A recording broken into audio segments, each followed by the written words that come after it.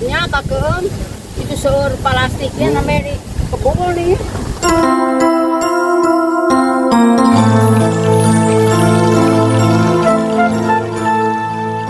Aktivitas industri dan transportasi meningkatkan emisi gas rumah kaca dan polutan udara, merugikan kesehatan manusia dan merusak lingkungan. Limbah industri dan domestik yang tidak terkelola dengan baik mencemari sumber air, mengancam keberlangsungan ekosistem air. Pembabatan hutan untuk keperluan industri, pertanian, dan perkotaan mengakibatkan hilangnya habitat, kerugian keanekaragaman hayati, serta meningkatkan risiko bencana alam seperti banjir dan tanah longsor. Penggunaan pestisida, herbisida, dan bahan kimia berbahaya lainnya dalam pertanian dan industri meninggalkan dampak negatif pada tanah, air, dan organisme hidup. Penggunaan plastik yang berlebihan dan pembuangan sampah plastik yang tidak terkelola menyebabkan polusi plastik di laut dan darat, merugikan ekosistem laut dan makhluk hidup yang mengonsumsi sampah tersebut. Teriakan alam adalah panggilan tanda bahaya dan keperluan perlindungan terhadap keberlangsungan alam. Pohon-pohon yang ditebang dan hutan yang dibabat teriak karena kehilangan habitat dan keberagaman hayati mereka. Sungai dan danau menangis akibat pencemaran air yang disebabkan oleh limbah industri dan domestik, serta penggunaan bahan kimia berbahaya. Tanah merintih karena erosi dan degradasi tanah yang disebabkan oleh pertanian yang tidak berkelanjutan dan pembangunan yang tidak terkendali. Kalau boleh tanya, saya dengan Bapak siapa ya? Pak Wisnu Suwardana atau panggilan Juri Gerunta. Oh, yang pelopor lah. Ya, alhamdulillah saya bergerak dari nol dulu, namanya Dedemit Limbah karena sering turun di gorong-gorong membersihkan gorong-gorong, dan 2014 kami bentuk nama Juri Gerunta. Ya. Emang itu kenapa Bapak sampai diambil namanya jurig gitu ya? Jurig. Karena gini, ada filosofi dalam bahasa Sunda, seserem-seremna jurig, saya belum lihat jurig buang sampah sembarangan, atau kalau bahasa Indonesianya seseram-seramnya hantu, saya belum lihat hantu buang sampah sembarangan. Jadi kalau manusia yang buang sampah sembarangan itu lebih seram daripada hantu. Terima kasih Pak. Sama-sama.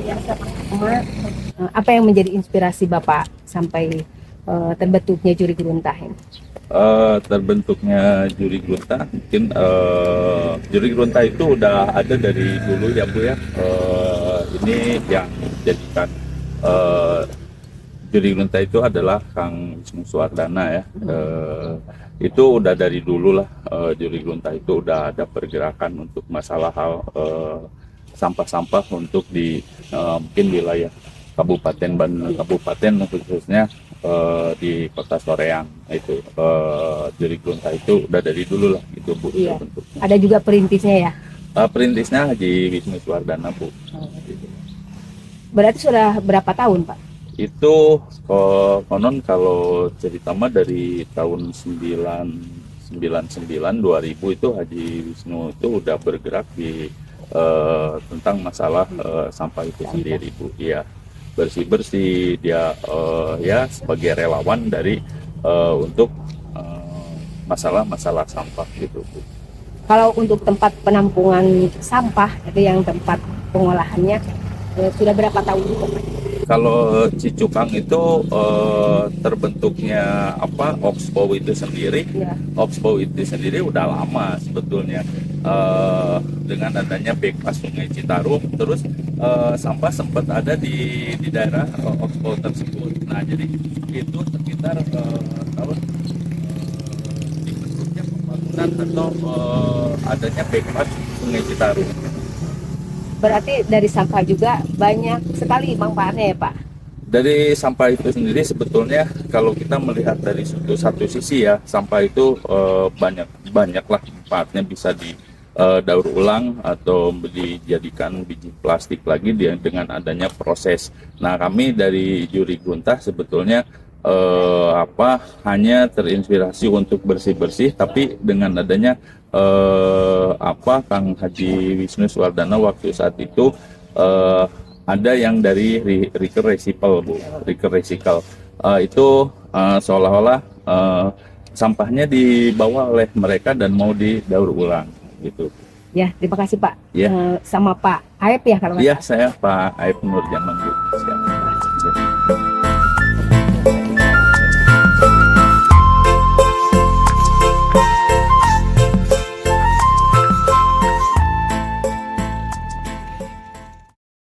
Runtah. Sebagai organisasi non-pemerintah, Jurik Runtah berkomitmen untuk melibatkan masyarakat dalam upaya pelestarian alam dan penanganan dampak aktivitas manusia. Bersama elemen masyarakat, Jurik Runtah menyuarakan pentingnya keberlanjutan alam dan memberdayakan individu untuk berkontribusi dalam upaya perlindungan lingkungan. Manusia harus menyadari bahwa tindakan merusak lingkungan juga merugikan aspek ekonomi, seperti kerugian hasil pertanian, banjir, dan bencana alam yang memerlukan biaya pemulihan yang tinggi. Peningkatan pemahaman masyarakat tentang dampak aktivitas manusia terhadap lingkungan melalui kampanye edukasi dan kesadaran dapat mendorong tindakan positif. Diperlukan kerjasama antara pemerintah, perusahaan, dan masyarakat untuk mengembangkan kebijakan yang mendukung keberlanjutan dan mengurangi dampak negatif. Menanam pohon, mengurangi penggunaan plastik, mendukung energi terbarukan, dan praktik-praktik berkelanjutan lainnya harus menjadi bagian dari gaya hidup sehari-hari untuk mengurangi tekanan terhadap lingkungan. Melalui upaya bersama ini, diharapkan manusia dapat menjadi penjaga alam, bukan penyebab terkekannya alam.